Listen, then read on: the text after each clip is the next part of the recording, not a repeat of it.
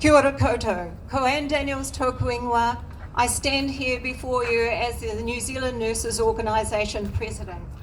I am a registered nurse and I'm a proud member of the New Zealand Nurses Organisation. I am one of 120,000 registered nurses, midwives and healthcare assistants in New Zealand, and as such, the biggest health workforce. Health and safety matters to us. Soon, Parliament will conduct a final reading of health and safety legislation that unions, health and safety professionals, employer groups, and even ACC themselves warn will lead to more harm. As health professionals, we believe we should first do no harm. Nurses know about harm.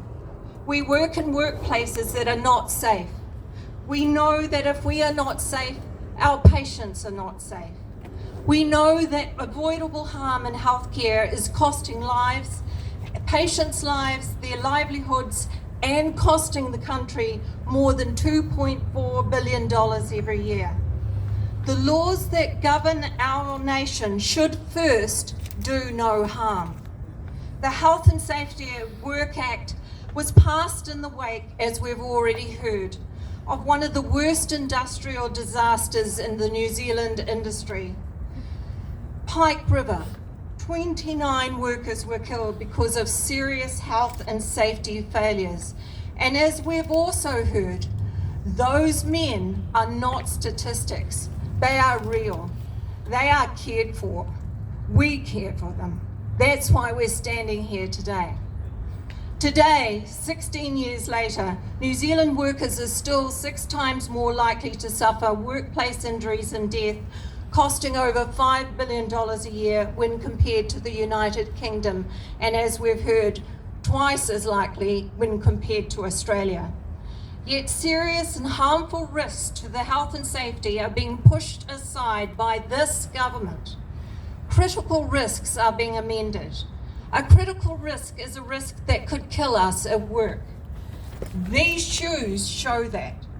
Psychosocial risk is being removed from the list of critical risks, despite the evidence to the contrary. In 2023, WorkSafe published a report on psychosocial risk experienced by workers in New Zealand and included hospitals and healthcare services. It found that over half of our healthcare workers were experiencing high levels of violence, abuse, and bullying, leading to unsustainable levels of stress, burnout, and moral harm. Burnout and moral harm are not personal issues. They are a result of working in workplaces where there are too few staff and too many needing care. For many nurses, the weight of employer and government decisions that do not support us to provide safe and timely care can be too much. When patients suffer, so do we. It doesn't have to be this way. Let's remember that governments are accountable to the people. Winston is accountable to the people. Therefore, we demand that every member of Parliament vote against this dangerous legislation. Yes. Further, we demand that this government sign up to the International Labour Organisation's Convention 190, which states that all workers have the right to a workplace free from violence, abuse and harm. This government has a choice to make. It must be the right choice. We will remember that choice on November the 7th, 2026, when we vote for a new government. And we will vote for a new government. Because Workers United will never be defeated.